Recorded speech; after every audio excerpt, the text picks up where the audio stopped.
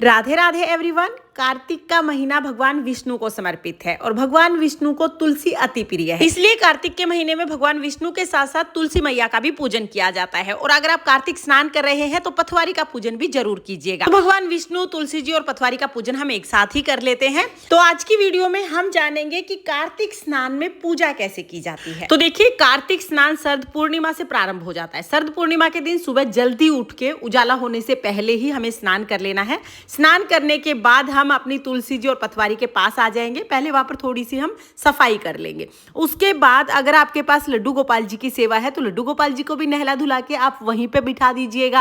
और अगर लड्डू गोपाल जी की सेवा नहीं है तो फिर आप इस पार्ट को स्किप कर सकते हैं। इसके बाद हम यहाँ पर पूजा करेंगे। तो पूजा करने के लिए सबसे पहले तो जब भी हम किसी देव वृक्ष की पूजा करते हैं तो पहले उसमें जल सींचते हैं। पहले हम पथवारी में जल सींच देंगे। और देखिए, क्योंकि अभी सर्दियां शुरू हो जाएंगी तो बहुत ज्यादा जल नहीं सींचना है, थोड़ा थोड़ा जल हम सींचेंगे। और पथवारी में भी हम पहले जल के छींटे लगा देंगे। शुरुआत में पथवारी में ऐसे एकदम से जल नहीं डालते, थोड़े छींटे लगा देते हैं। इसके बाद देखिए, पूजा करने के लिए जब हम दिया जलाते हैं, आप चाहे तो थाली में दिया रख सकते हैं, सीधा जमीन पे रख सकते हैं। मैंने यहाँ पर एक ईंट रख ली है। अब मैं पूरे कार्तिक के महीने इसी ईंट पर अपना दिया रख लूंगी। जो ईंट मैंने ली है इस पर मैं स्वास्तिक बना दूंगी। अगर आप जमीन पर दिया रख रहे हैं तो वहां पर भी आप स्वास्तिक बना दीजिएगा, क्योंकि स्वास्तिक बहुत ही शुभ चिन्ह होता है। और एक दिन पहले दिन ही हमें बनाना है, बाद में तो फिर हम इसी पर दिया रखते रहेंगे। तो यहाँ पर मैंने स्वास्तिक बना दिया है। उसके बाद हमें दीपक जलाना है। आप चाहे तो देसी घी का दिया जला सकते हैं, आप चाहे तिल के तेल का या तो सरसों के तेल का दिया भी आप जला सकते हैं। तो अपनी श्रद्धा के अनुसार जो जैसा भी दिया जलाना चाहिए वैसा दिया जला लीजिएगा। पहले दिन हमें वस्त्र जरूर समर्पित करने हैं। तो तुलसी जी को आप शरद पूर्णिमा के दिन जब पूजा करेंगे पहले दिन, उस दिन आप चुनरी उड़ा दीजिएगा। आप चाहे तो चुनरी उड़ा सकते हैं, चुनरी ना हो तो आप कलावा भी बांध सकते हैं। और यहाँ पर पथवारी को भी हम वस्त्र के रूप में कलावा चढ़ा देंगे। लड्डू गोपाल जी को तो हमने स्नान करा के वस्त्र पहना ही दिए हैं। इसके बाद फिर हम तिलक करेंगे। तो रोली से हमें तिलक करना है। यहाँ पर हम लड्डू गोपाल जी को, तुलसी को, पथवारी माता को, सभी को तिलक कर देंगे। कार्तिक पूजा में तिल का बहुत महत्व होता है। तो तिलक के ऊपर हम थोड़े तिल समर्पित कर देंगे। और थोड़े से तिल आप दिए में भी जरूर डाल देना। माना जाता है कि जितने तिल चटकते हैं उतने ही हमारे पापों का नाश होता है, उतने ही हमारे कष्ट कटते हैं। उसके बाद फिर हम फूल समर्पित कर देंगे। अगर आपके पास फूल हैं तो आप फूल समर्पित कर दीजिएगा। फूल नहीं है तो कोई बात नहीं, बगैर फूल के भी आप पूजा कर सकते हैं। तो यहाँ पर मेरे पास फूल थे, मैंने फूल चढ़ा दिए हैं। इसके बाद हम भोग चढ़ाएंगे। तो देखिए, पथवारी में कार्तिक के महीने में दूध और दही का भोग चढ़ाया जाता है। आप चाहे तो घर में जो कटोरियां हैं उसमें आप ये भोग चढ़ा सकते हैं, या आप चाहे तो छोटे छोटे दिए या मिट्टी की जो मटकी आती हैं उनमें भी दूध और दही भर के ये भोग चढ़ा सकते हैं। तो यहाँ पर हमने दूध ले लिया है, कच्चा दूध हमें लेना है, दही हम ले लेंगे और दूध दही का भोग हम चढ़ाएंगे। ज्यादा दूध दही हमें तुलसी जी में और पथवारी में नहीं डालना है, बस हल्का हल्का सा हम छींटा लगा देंगे। ज्यादा डालोगे ना तो फिर पौधे खराब हो जाते हैं। तो इसलिए हल्का हल्का सा दूध दही का हम छींटा लगा देंगे। इस तरह से दूध दही का भोग समर्पित कर देंगे। आप चाहें थोड़ा मीठे का भोग समर्पित कर सकते हैं, फलों का भोग समर्पित कर सकते हैं, चीनी का भोग समर्पित कर सकते हैं। समर्पित करने के बाद एक लोटा जल समर्पित करेंगे। उसके बाद हम कहानी सुनेंगे। तो अपने हाथ में फूल या तो तिल लेकर हम कहानी सुनेंगे।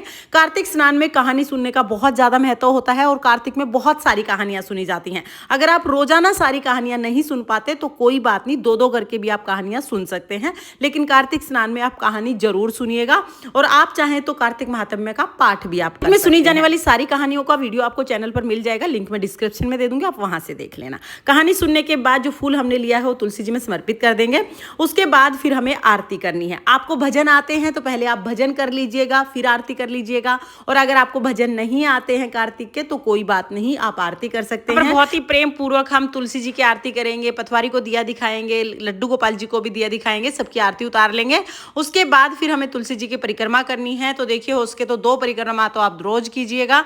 और अगर आपकी तुलसी जी ऐसी जगह पे रखी हैं जहां परिक्रमा नहीं कर सकते हैं तो कोई बात नहीं, जहां पर आपने पूजा की है वहीं पर खड़े होकर आप परिक्रमा कर लीजिएगा। तो इस तरह से हम परिक्रमा करेंगे। आप 2, 5, 7, 9, 11 कितनी भी परिक्रमा कर सकते हैं। तो यथासंभव आप परिक्रमा कर लीजिएगा। परिक्रमा करने के बाद हमारी जो कार्तिक स्नान की पूजा है वो पूर्ण हो जाएगी। रोजाना सुबह सुबह हमें इसी तरह पूजा करनी है। पूजा करने के बाद जल का लोटा हम सूर्य देवता को अर्घ दे देंगे। और जो भी भोग प्रसाद चढ़ाया है वो घर के सभी सदस्यों में हम बांट देंगे। दूध जो है घर में दूध में मिला देंगे, जो दही है दही में मिला देंगे ताकि सब प्रसाद बन जाए। इसके अलावा जो भी फल मिठाई का भोग लगा है वो सब में बांट देंगे। साथ में ही लड्डू गोपाल जी को हम उनके स्थान पर विराजमान कर देंगे और सुबह की पूजा पूर्ण हो जाएगी।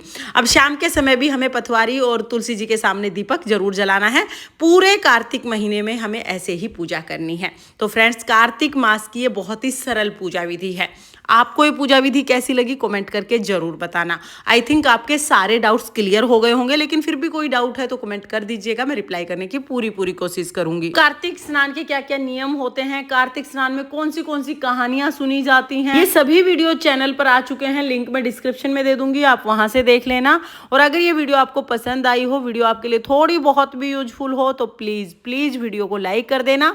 हम महिलाएं घर में तीज त्योहार कैसे करते हैं ये देखने के लिए मेरे चैनल को सब्सक्राइब कर लेना। भगवान विष्णु और माता तुलसी की कृपा आप पर सर्वदा बनी रहे, इसी कामना के साथ जय श्री कृष्णा, राधे राधे।